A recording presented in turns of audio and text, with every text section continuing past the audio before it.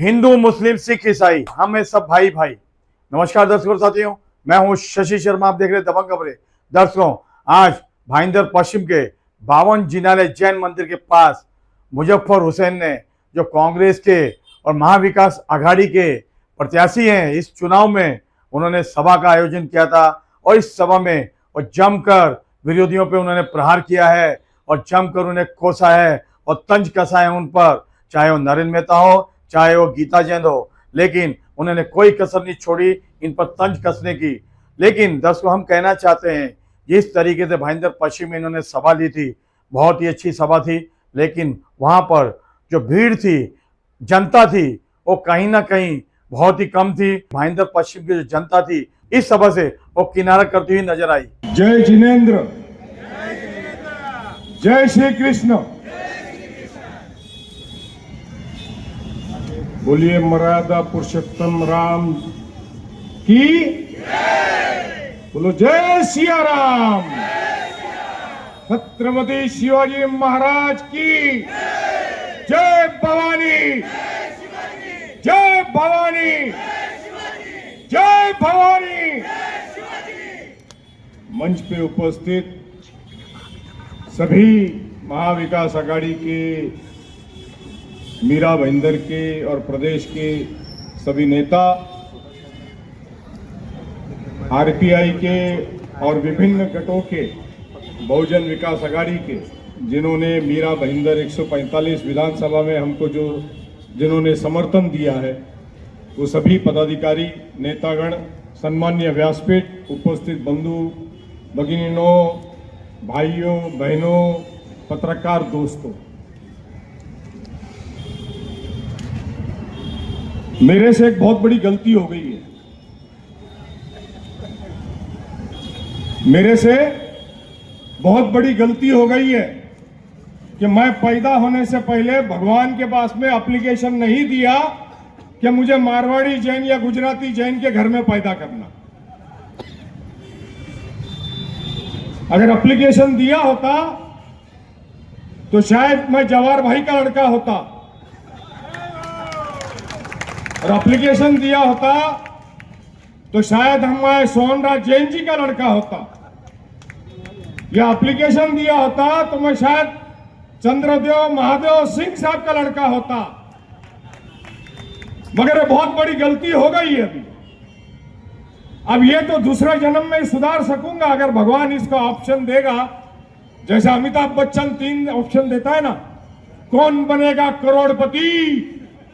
पहला ऑप्शन जवाहर भाई, दूसरा ऑप्शन सोहनराज जैन, तीसरा ऑप्शन सीडी सिंह।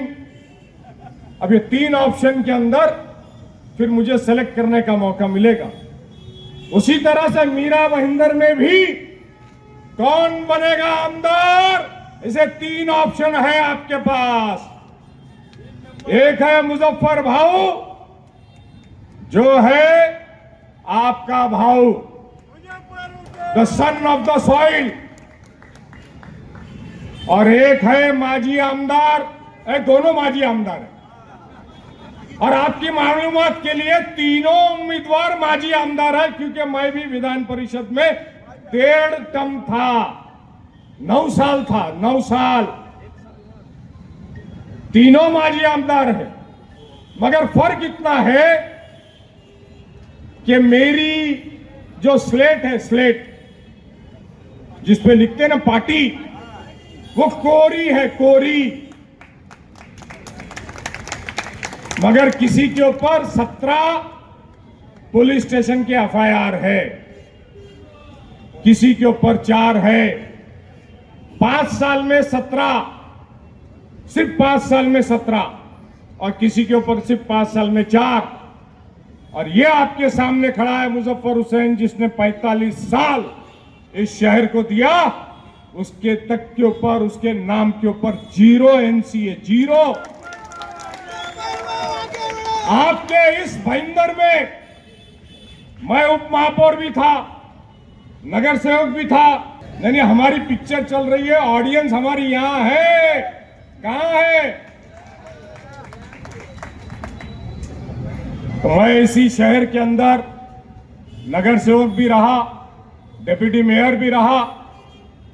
1985 में नगर परिषद बनी। शशिकांत भाई शाह, गिलबर्ट मेंडोंसा, तुलसीदास मात्रे, लियो कोलोसो, सीडी सिंह, महेंद्र सिंह चौहान, हम सब नगर सेवक बने।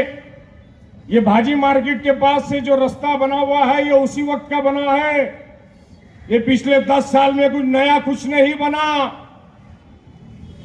लोग कहते हैं कि मुजफ्फर हुसैन चुन के आएगा तो नया नगर से दाढ़ी वाले और टोपी वाले यहां आ जाएंगे।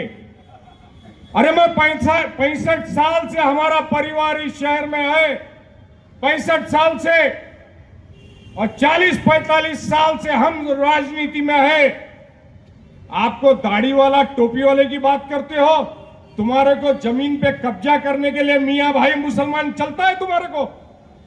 वो गुंडे बदमाश लड़के चलते हैं तुम्हारे को? लोगों को बहकाने का काम, जनता को मिसगाइड करने का काम। अरे हिम्मत है तो अपने काम पे वोट मांगो, जाति धर्म पे क्या मांगते हो? हमने इस मीरा भाईंदर में पॉलिटिक्स करी और कर रहे हैं और मरते दम तक करेंगे। तुम्हारे जैसा नहीं है कि 5 साल में शहर को लूट के खा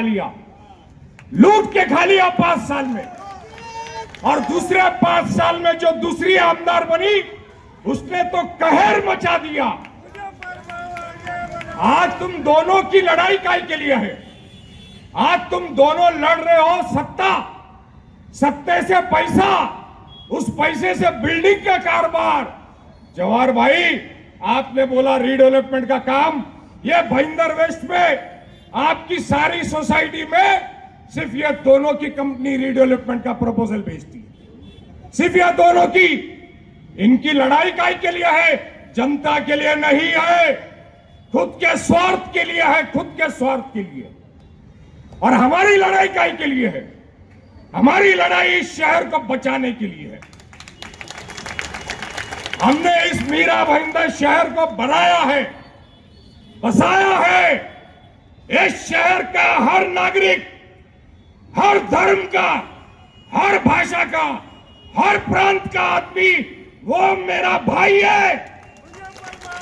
हम तुम्हारे जैसा लोगों को बांटने की राजनीति नहीं करते कि ये हिंदू है, ये मुसलमान है।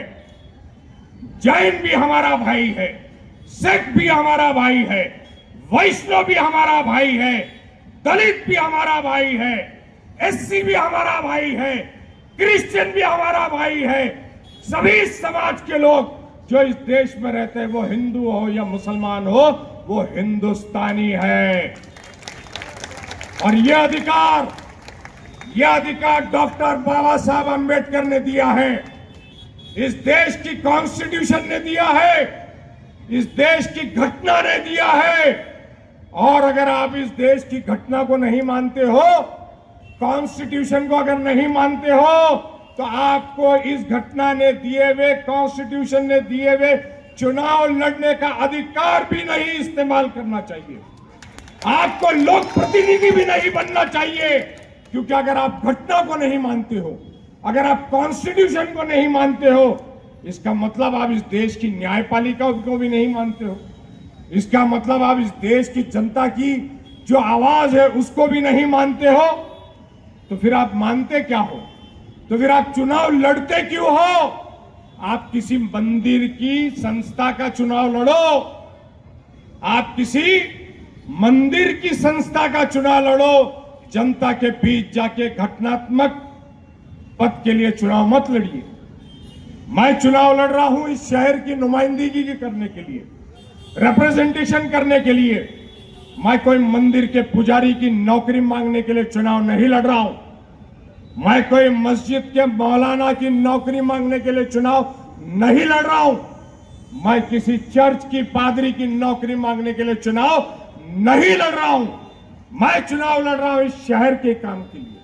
जो 10 साल में तुमने इस शहर को लूट के खाया है, मेरे शब्द है, लूटा है तुमने इस शहर को, लूटा है। और अभी आगे भी सिर्फ आप लूटने के लिए काम कर रहे हो। लोग मुझे बोलते हैं, साहब ये पार्टियां हो रही है, वो पार्टियां हो रही है, यहां बांटा जा रहा है, वहां बांटा जा रहा है। तो मैं कहता हूं, बचपने में हम एक कहानी सुनते थे, आप सब लोगों ने भी सुनी होगी, कि एक डाकू था, वो रात में लूटता था और दिन में बांट करके महात्मा बनता था। मगर आपके हमारे इस शहर में 10 साल से दिन में लूटा जा रहा है और दिन में बांटा जा रहा है। दिन में आपको लूटा जा रहा है। आपको पानी नहीं है, मगर पानी का टैक्स बढ़ा हुआ है। आपको भाजी मार्केट नहीं है, मगर हाउस टैक्स बढ़ा हुआ है। आपके यहां पे सॉलिड ट्रीटमेंट प्लांट चालू नहीं है, मगर उसका टैक्स आपके हाउस टैक्स पे लगा हुआ है। आपके यहां पे पुलिस प्रशासन का स्टाफ नहीं है, ड्रग्स एडिक्ट्स है, माफिया घूमते हैं, गैंगस्टरिज्म होता है। यही शिवसेना गली में इलेक्शन के 1 महीना पहले रास्ते में दिन दहाड़े गला काटा गया। शिवसेना गली में रास्ते में दिन दहाड़े गला काटा गया। कहां है पुलिस प्रशासन? आपका डीम्ड कन्वेंस नहीं हो रहा है। रजिस्ट्रार के पास जाते हो 3000 रुपया एक फ्लैट का मांगता है। कहां है लोक प्रतिनिधि?